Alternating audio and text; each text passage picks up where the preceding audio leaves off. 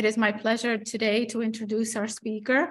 The Community Wellness IPC is hosting today's grand round, and we are honored to have Dr. Beck-Sagé here as our guest speaker.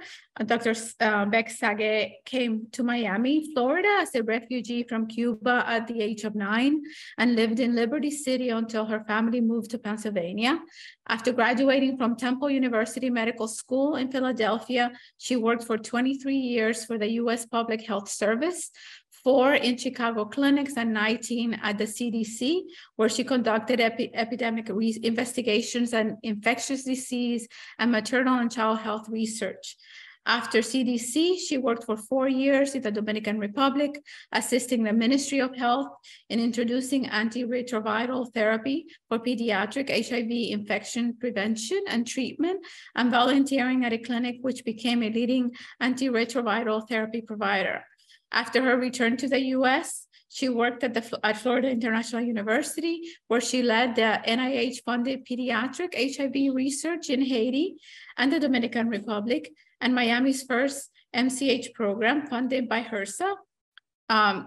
Dr. Beck-Sagé has boards in pediatrics and pediatric infectious diseases and has published 85 papers in the peer-reviewed literature, cited thousands of times, book chapters, and CDC guidelines and reports. Today, she will be presenting to us on breastfeeding in African-American communities, biology, immunology, and population-level impacts of breastfeeding in African-American communities, a socio-ecological approach.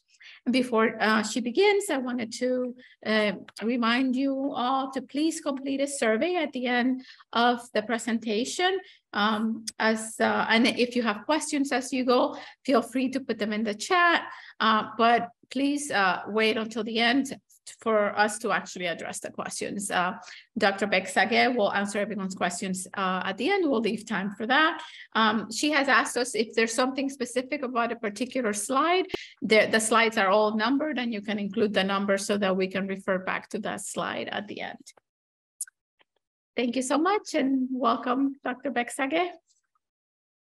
Thank you so much. Next slide. I'd like to thank you very much for allowing me to present to you. This is a wonderful experience for me. I also would like to acknowledge the students that worked in doing the research, some of the research that I'm going to present. Ms. Nesper, Ms. Romandis are MCH students at FIU, Dr. Bahat, and also Dr. Shaw, who is at Jackson State University in Jackson, Mississippi, who has contributed a lot to this investigation of breastfeeding in African-American communities. HRSA for funding our MCH program at FIU.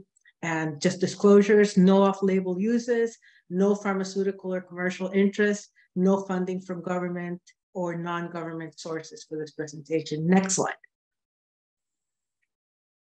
I'm going to start with a case. This is a real case. In 1997, TW was a 3.6 kilogram product of a full-term pregnancy. So a 19-year-old African-American, unmarried, first-time pregnancy. He was delivered by normal spontaneous vaginal delivery. The maternal past medical history included reduction mammoplasty at 17 years of age. She attended all her prenatal care appointments and Lamaze appointments. She trained for exclusive breastfeeding and initiated skin-to-skin contact and breastfeeding in the delivery room. She was discharged when the baby was 30 hours of age, and the mom was told she should take the infant for care as soon as she received her Medicaid card. The mom was suspected that TW was not getting enough milk, and attempts to get care were refused because he had not received his Medicaid card. But she took him to the emergency room at almost 2 months of age for low activity, no urination, and he was moribund at presentation. He died during attempts to resuscitate him. The mom was tried and found guilty of criminally negligent homicide for, quote, starving her baby, and but she got probation in New York. The television program Chicago Hope, which this may date me, but I remember that program, worked with a formula company to dramatize this incident, implicating baby-friendly hospitals in the death of this baby and highlighting the risks associated with breastfeeding. To make the case more sympathetic to Chicago Hope audiences, they cast a young white girl instead of the mother of an African-American like TW's mother. I'm going to use the term Black during this presentation just to get less words, but you know what I mean. These are African-American people I'm talking about. Next slide.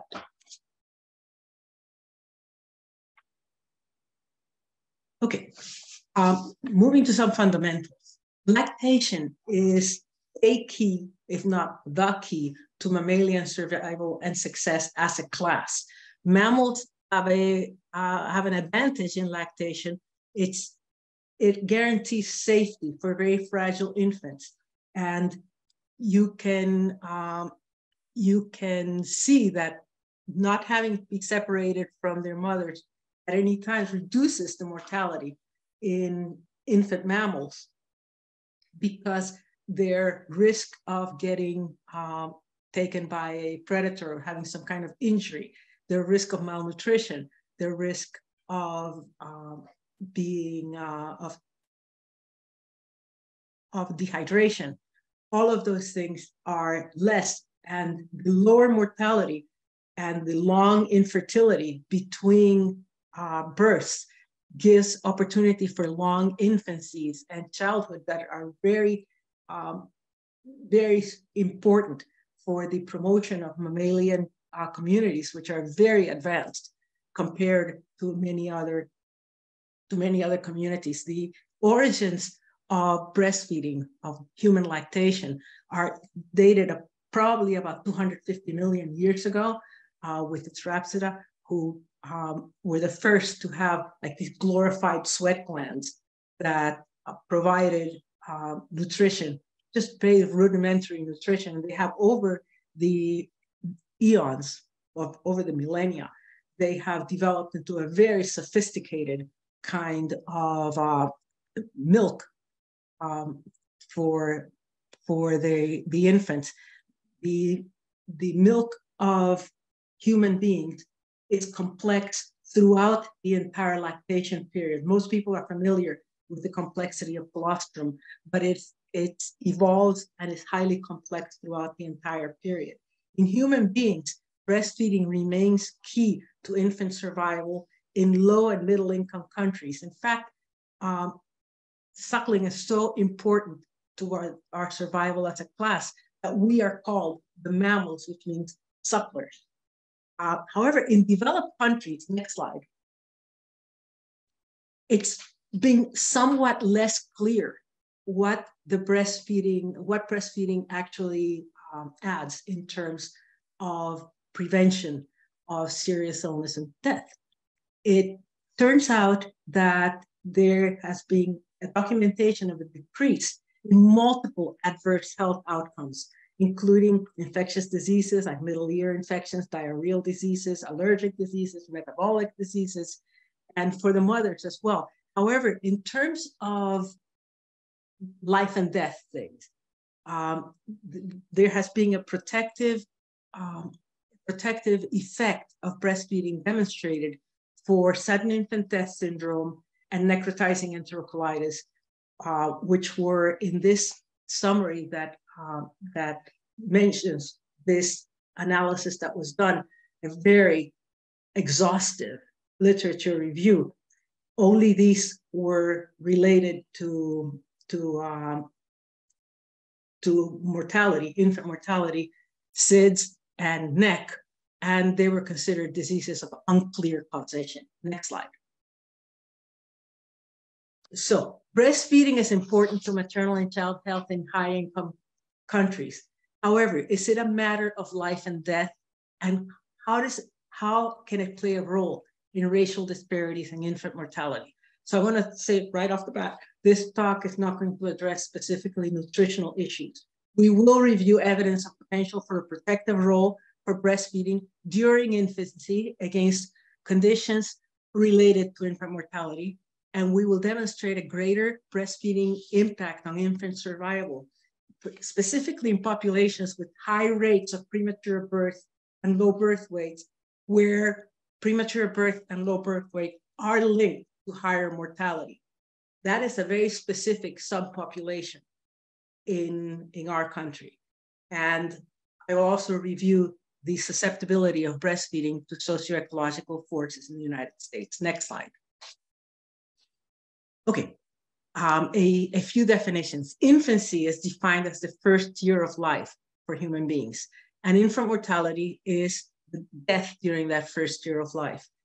Because of how high the risk of death is during infancy, we calculate infant mortality rates not per 100,000 populations as we do in other age groups, but per 1,000 live births, per 1,000 infants, because the infant mortality rate is much higher than the rate of death in all populations, all human populations, until the age, pretty advanced ages like the 60s and 70s.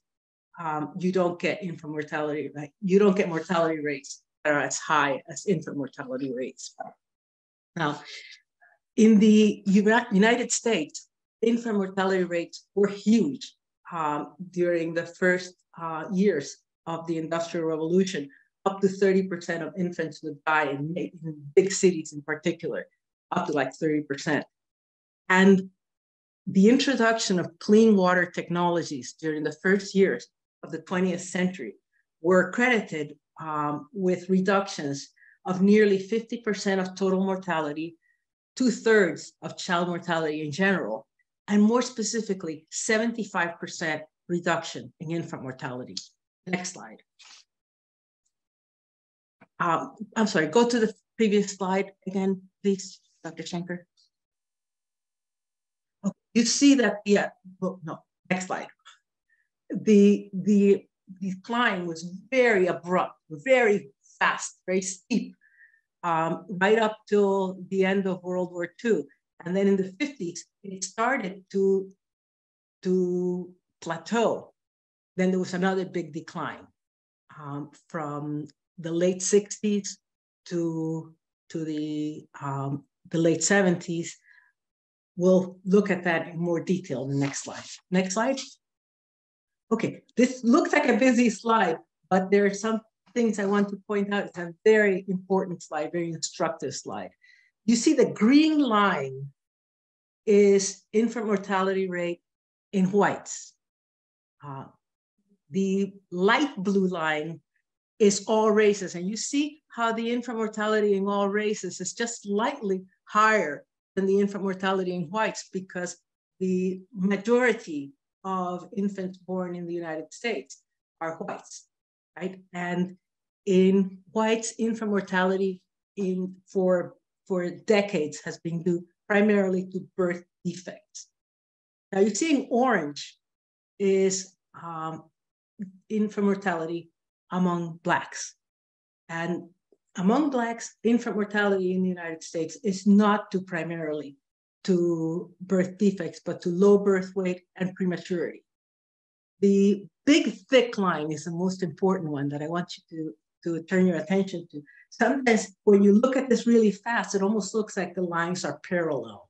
The black line, infant mortality line and the white infant mortality line are parallel, but they're not. You look at them very carefully, and that's what the big blue line shows you, is the ratio of Black to white births, or what we generally call the gap, how much higher infant mortality rate is in Blacks than in whites. You see that in the Depression, in the late 1930s, it was less than a twofold difference. It was pretty high still. In both Blacks and whites, it just plummeted during World War II. It rose again dramatically during the 50s, and then there was this dramatic decline in the late 60s. And if you're as old as I am, you will recognize what was going on at the time, which was pretty much geared towards decreasing the impact of poverty on infant mortality in the United States. By the end of the 70s, that decline in the difference between Black infant mortality and white infant mortality disappeared, and it peaked at over 2.5 times the risk of death during infancy in Blacks versus whites in the 2000s. Next slide. You can see here that deaths in Hispanic infants is almost on top of whites. It's almost identical to whites. So we're not going to discuss Hispanics anymore. We're just going to focus on Blacks and whites. As you can see, in the year 2000, the ratio of Black to white infant mortality was almost 2.4 times higher, and it declined by 2013 to 2.17 times higher. Next slide. Now, when an infant is born, I mean, they look very, very vulnerable, but they have an array of protections. Among the principal ones are maternal antibodies. It's called passive only because the infant does not create these antibodies himself or herself.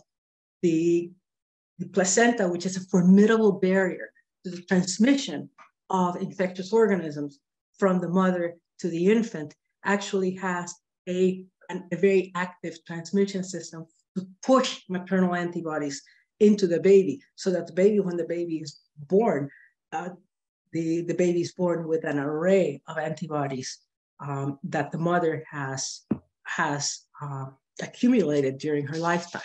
Then there are what are called innate immunity defenses, which are inborn, inherited, they're non-specific, and you have them for a lifetime, including just physical and chemical barriers.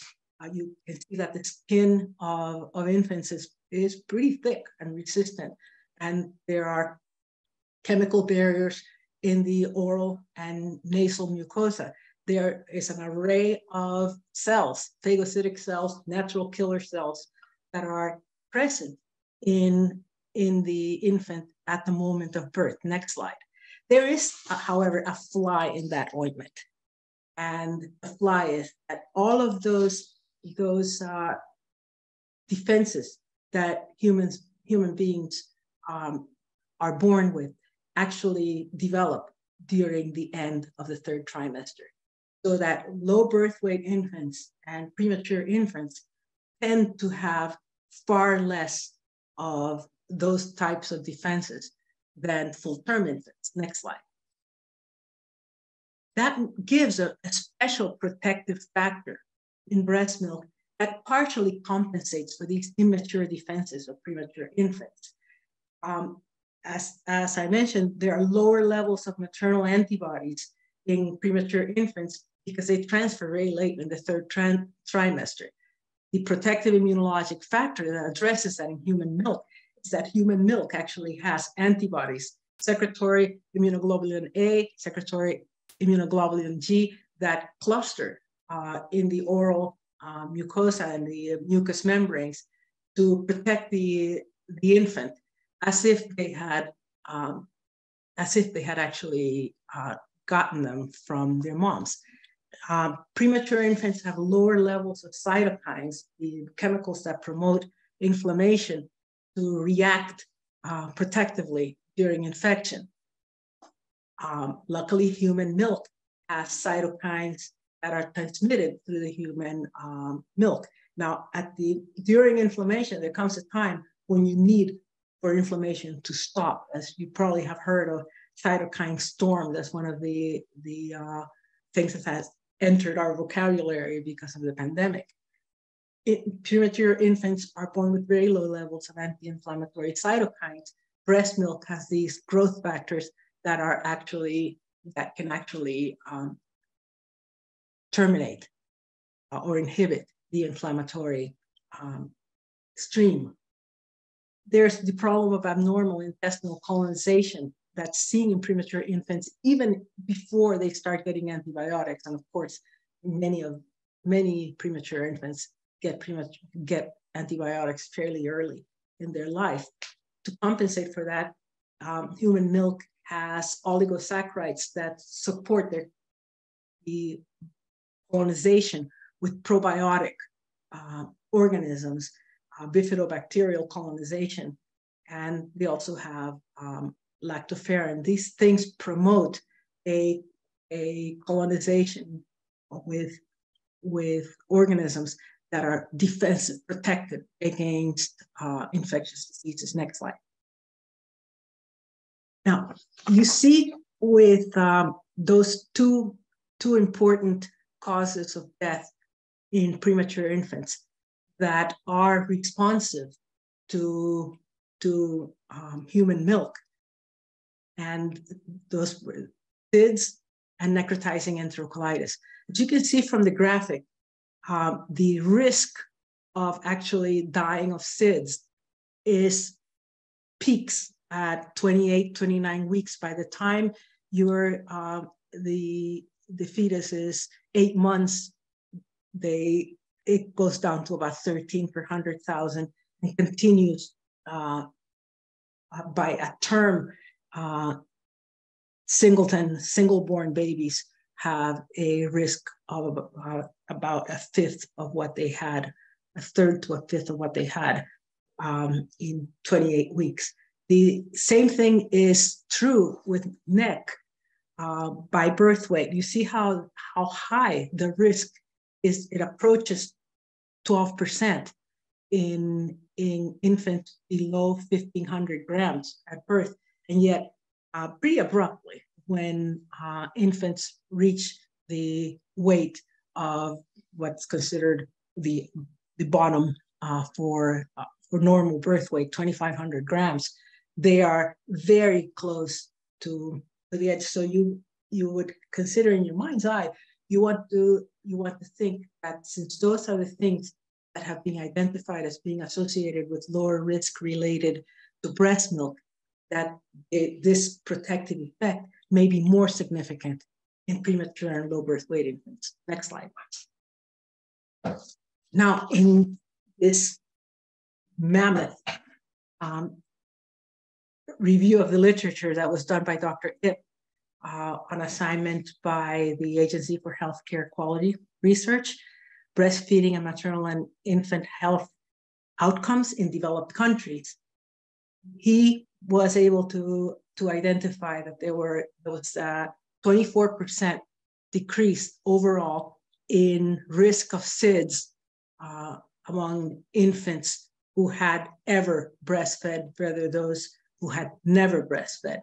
Next slide.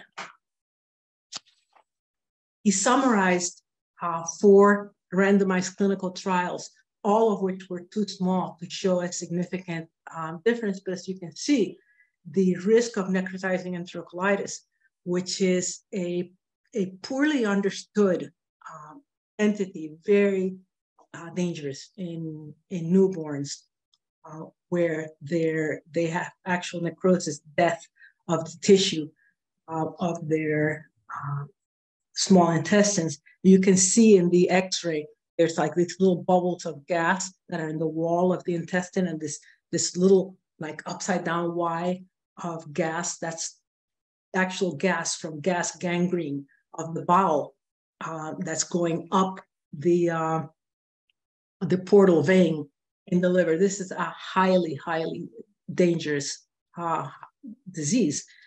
And in the randomized clinical trials, only about 3% of infants who were assigned to breast milk got necrotizing enterocolitis, while 7.7% of infants who got formula got enterocolitis associated with a risk of NEC 58% lower in premature infants receiving breast milk. Next slide.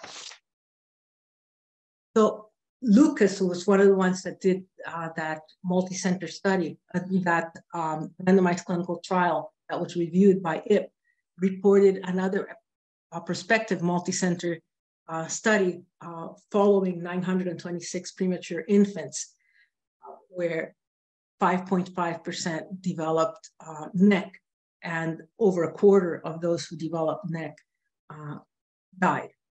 And compared to having only human milk, infants who had only formula feedings, exclusive formula feedings, had a 6-fold higher risk of necrotizing enterocolitis, which is interesting. But what's more interesting to me is that even in the infants who had some human milk, but were also getting formula, the risk was down to 3 times the risk of NEC as in infants who had exclusive formula feeding.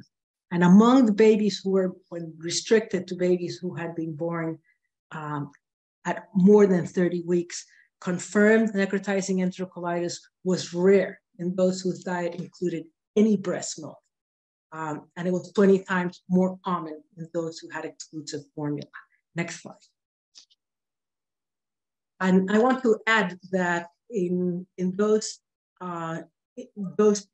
studies, obviously the infants were getting banked milk, and pasteurized donor milk or banked milk is as protective as milk obtained directly by the baby from the breast. That's an important thing to keep in mind. All of those studies were, of course, done with banked donor milk. Next slide. Now, there was one of the parts of the Affordable Care Act was Medicaid expansion of Medicaid and things that Medicaid could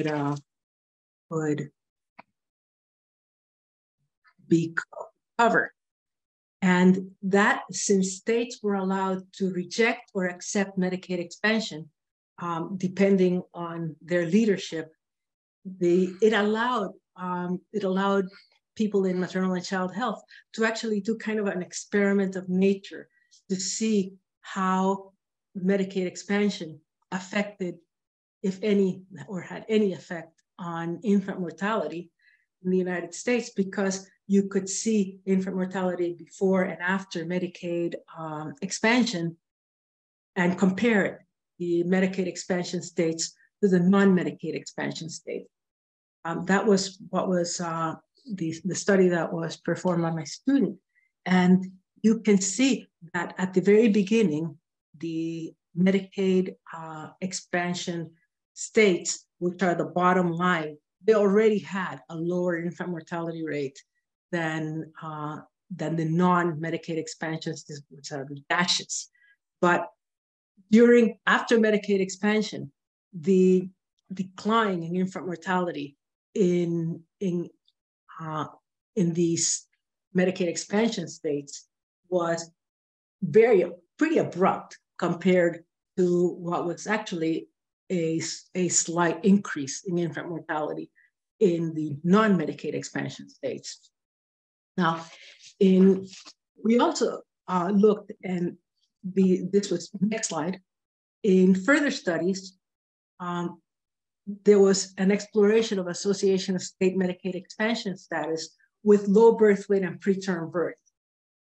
And Medicaid expansion was not significantly associated overall with different rates of low birth weight or preterm birth outcomes. However, there were significant improvements in relative disparities for Black infants compared to white infants in states that expanded Medicaid expansion versus those that did not. Next slide.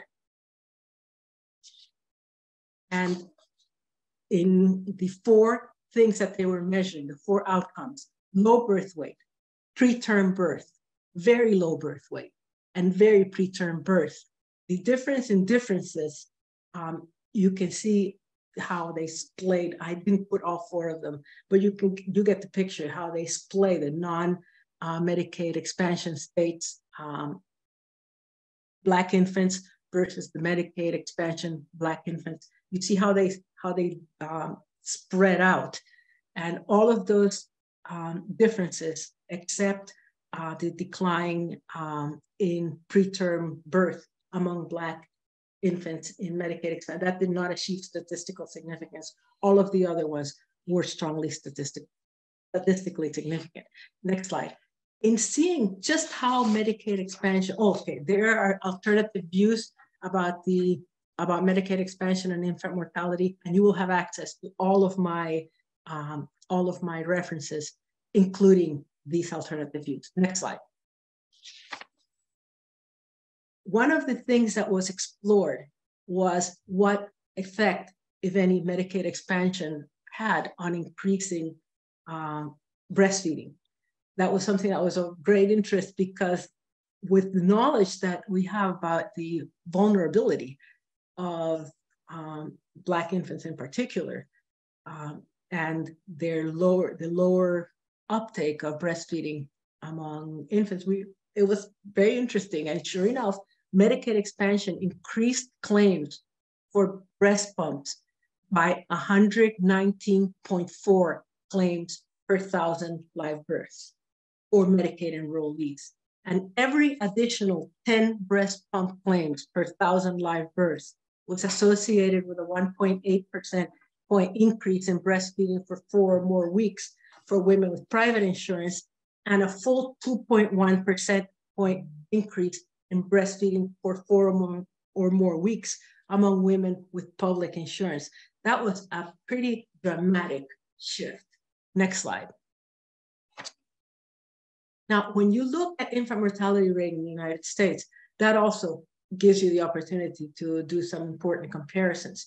In Mississippi in 2019, the infant mortality rate was over 9 per 1,000, which was a little bit higher than Albania and somewhat higher than Kazakhstan. It was at the level of middle-income countries. There are no high-income countries that have infant mortality rates anything like that.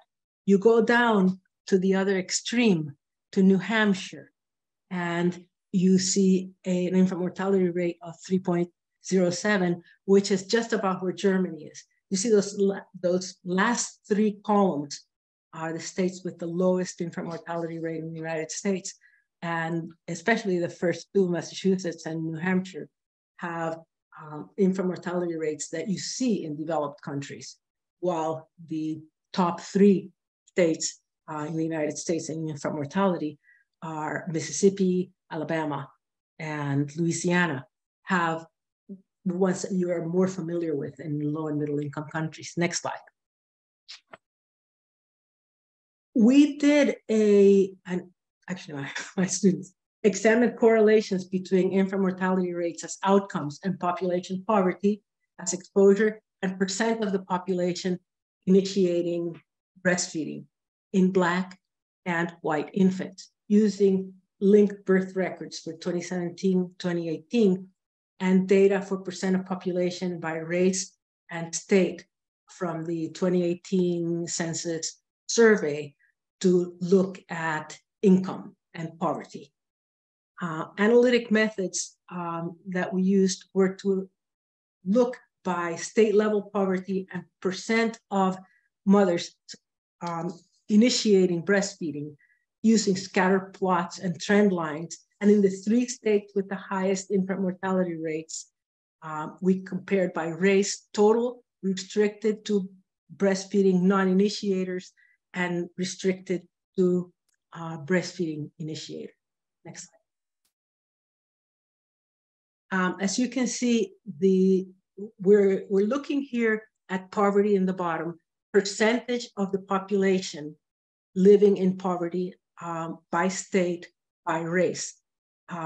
You can see that the white populations, which are the pink background, are clustered below 15% of population living in poverty, while the Black populations are spread pretty widely among populations with higher than 15%, much higher than 15% population living in poverty.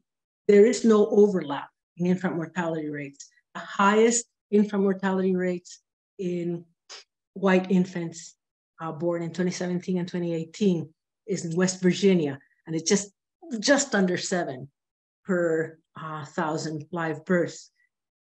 And the lowest infant mortality rate in Black infants is in Massachusetts, just over 7 per. So that's like the magic line in this.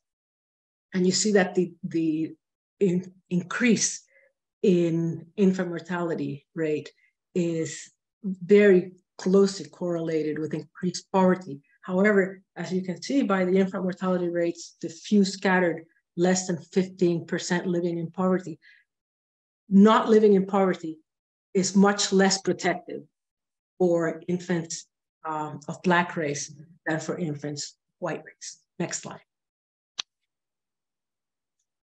And this is infant mortality rate by percent of breastfeeding initiation.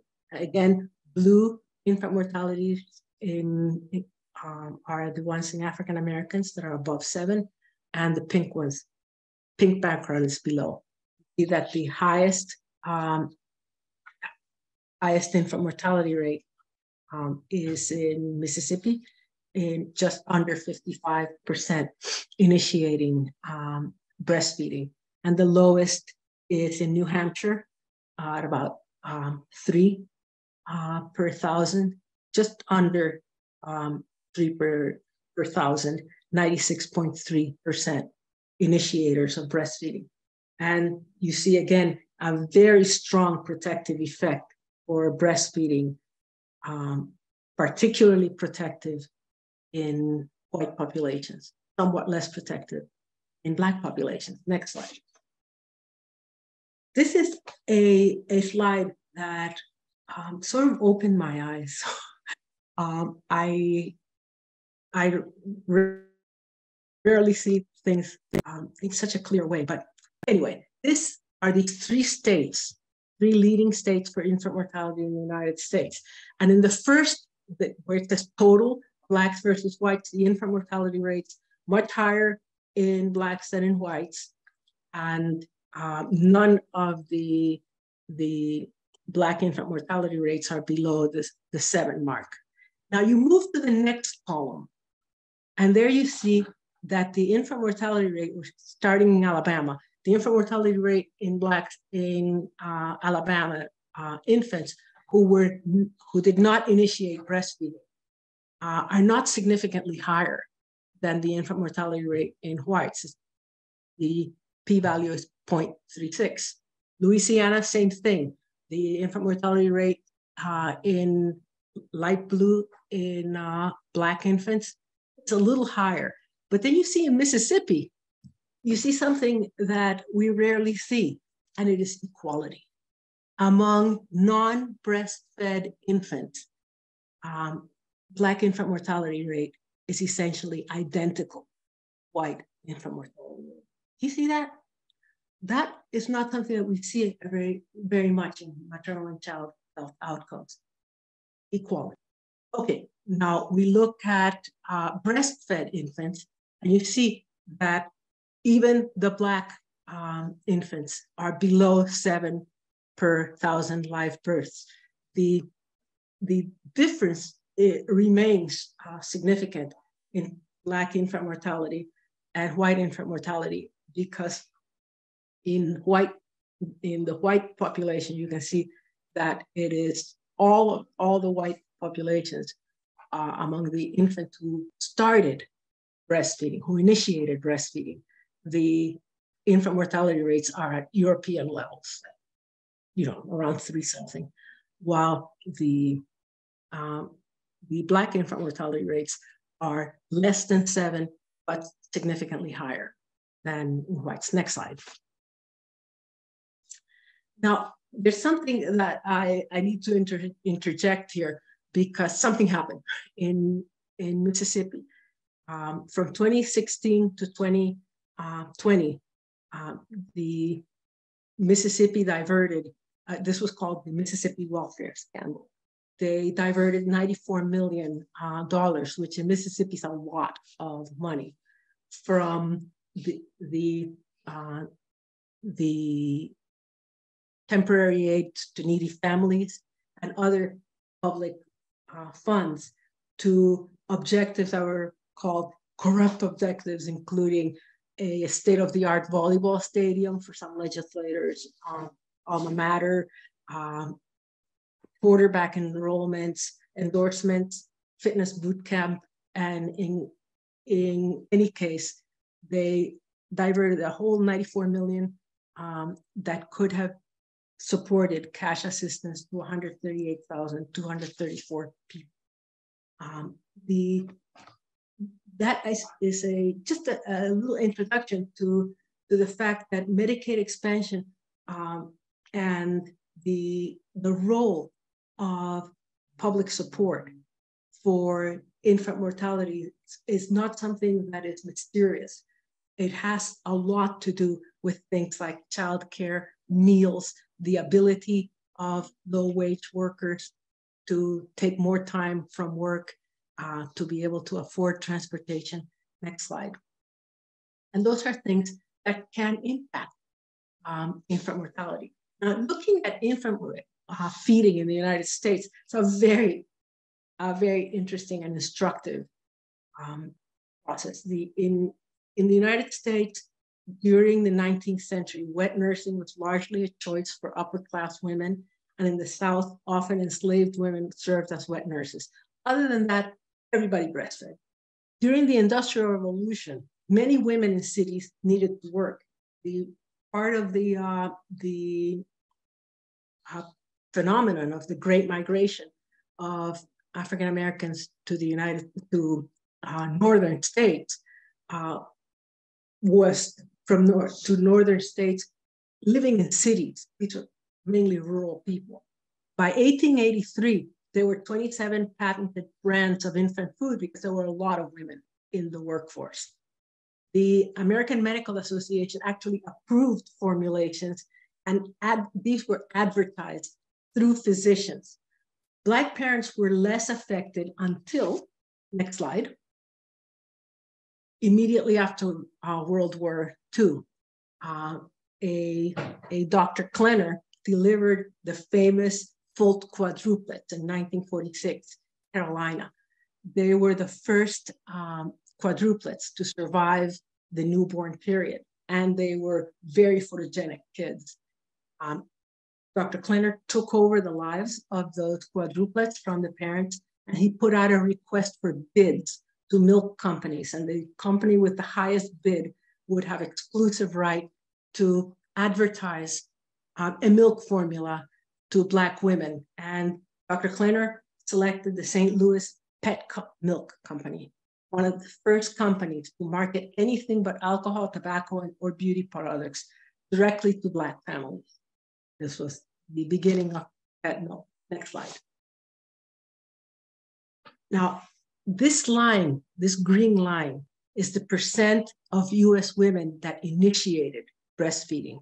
As I mentioned before, this reflects largely white women because they're the majority of birthing mothers. In 1947, shortly after the Dr. Klenner's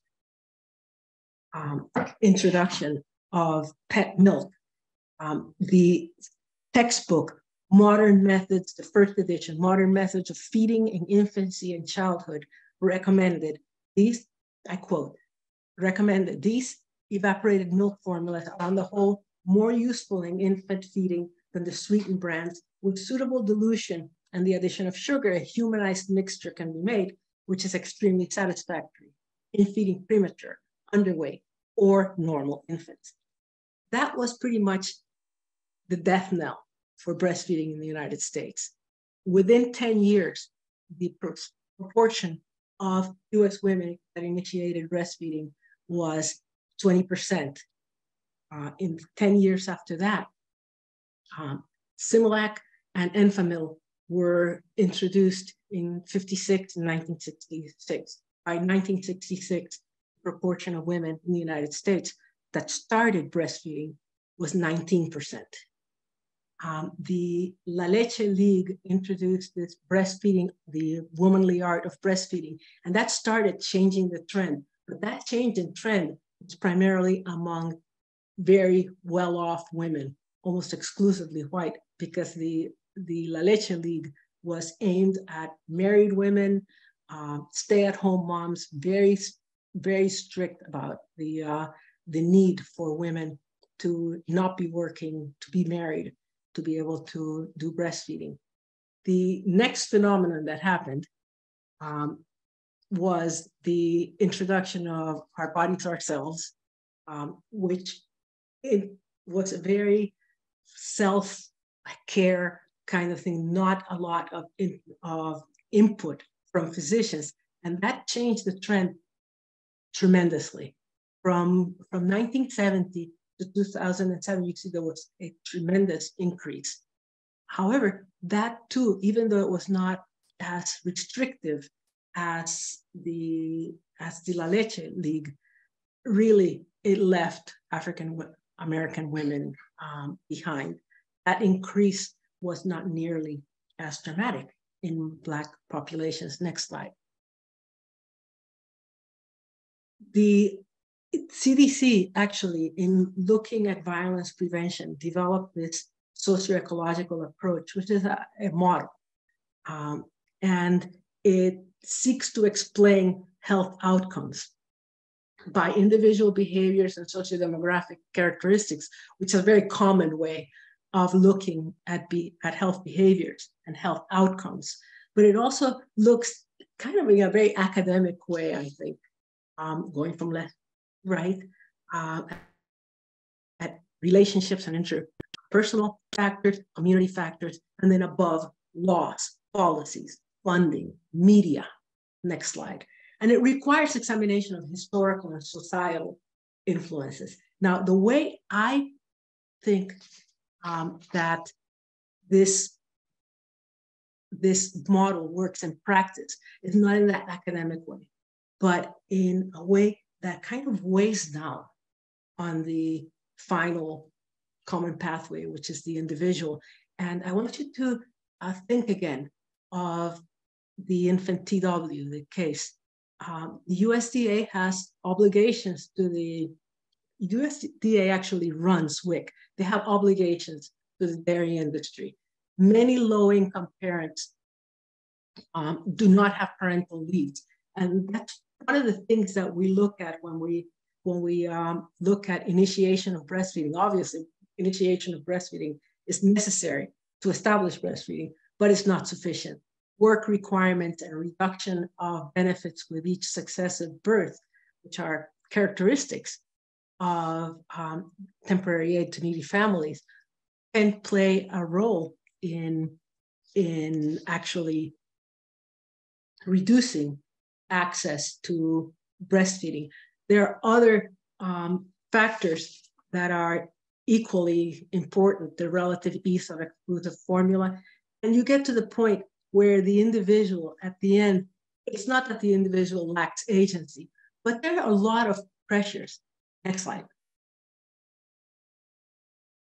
So I want to wrap up by saying that the stigmatization process of baby-friendly hospitals was due in part, not to anything that had to do with baby-friendly hospitals or breastfeeding, but just with disbanding for the sake of reducing staff costs, well baby nurseries, and there have been changes that have made baby-friendly hospitals a lot more baby-friendly and safe. Next slide. Those changes cannot really impact the types of pressures that mothers find themselves with. The nationwide formula shortage was a good example of how something that looked like this is a classic iceberg thing, something that looked like it was happening related to Ukraine, Russia, the price of gas, it didn't have anything to do with that. It had to do with the fact that one building, one factory basically was responsible for 40% of the formula that goes to WIC parents. And the closing down of that facility due to their decontaminations with Chronobacter sakazaki, of course, resulted in a shortage. In conclusion, SIDS and NEC are both relatively rare. However, they are good processes by which to understand how breastfeeding can be particularly important for populations where there's a lot of low birth weight and prematurity, and where low birth weight and prematurity play a major role in infant mortality. Failure to start breastfeeding is associated with high infant mortality rate in both races, but it's much more of an issue in survival of Black infants. Insisting, for example, that breastfeeding be exclusive breastfeeding for a full 6 months may be one of those things where perfection becomes the enemy of the good. The increasing work requirements for mothers of newborn babies, and the refusal to expand Medicaid in some other states, including Mississippi, may reduce the potential for breastfeeding to be able to affect infant mortality. Just some recommendations: cultural humility, structural factors, increased flexibility in work requirements, respectful, non-dogmatic. This, I'm doing my personal penance. I messed up as a pediatrician, and the key to recognizing where the potential is for reducing infant mortality is to a certain degree outside of the hands of, entirely in the hands of patients' parents. They're also in the hands of healthcare professionals. Thank you very much for allowing me to chat with you today. I'm hoping that we can talk a little bit. Questions or your comments? There is a question in the chat. Julieta is asking if Florida is a non-expansion Medicaid state. Non-expansion, yes. There have been some states that are non-expansion states where the residents just kind of forced Medicaid expansion by one of those state initiatives, the same way that I think Florida had an initiative like that for restoring voting rights for people who had lifetime loss of voting rights due to a felony conviction. Something like that they've done in several states that refused, where the legislators refused to expand Medicaid. So thank you for a wonderful presentation, Consuelo. Another question I have is are there any federal initiatives that at policy level that are helping with this persistent Black infant mortality that we cannot lower? Yes, I mean, an important priority in reducing in those initiatives is trying to expand breastfeeding in African-American communities. As I said, there's a very frustrating conflict between the support for breastfeeding, which is at all levels, and the fact that breastfeeding is very difficult for women who reinitiate, who are forced to reinitiate full-time work at 6 weeks. There are lots of new things that are very 21st century things, like the pumps, requiring time for pumping, requiring time off locations for pumping.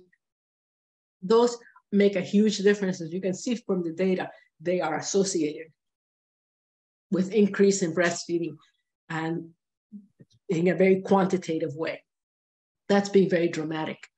As long as we have kind of sabotage towards women who have, who are low-income people who you know, in some visions of the universe should not be having more babies.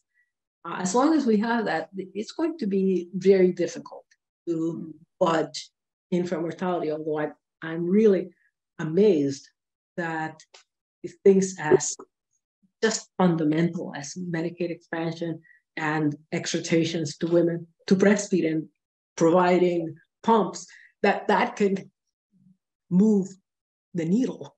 I'm pretty amazed with that. Yeah, I think that there's another question in the chat, but I think you addressed some of this already. The question is how many of the moms that are not breastfeeding must return to work soon, and how maternity leave affects breastfeeding? Yeah, I'm going to readdress it again because it's something that is, to me, it should be fairly obvious that it's very hard for women, particularly the kind of jobs that low-income women have, are just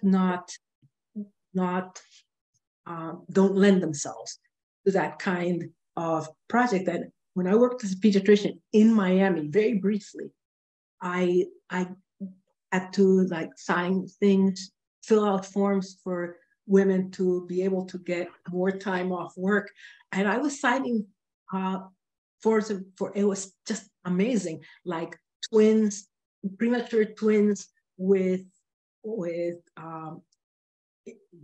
respiratory diseases that needed bronchodilation treatments several times a day. And to think that anybody would think that it makes sense to send a mother like that back to work struck me as pretty amazing. But yeah, it is. And if you don't get support for getting off of work, you're not going to get off of work.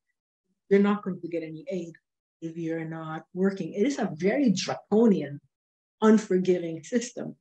And we make baby steps. You saw that the majority of infants being born now are in Medicaid expansion states. You saw how that mirrors the total number of infants. And that's very encouraging.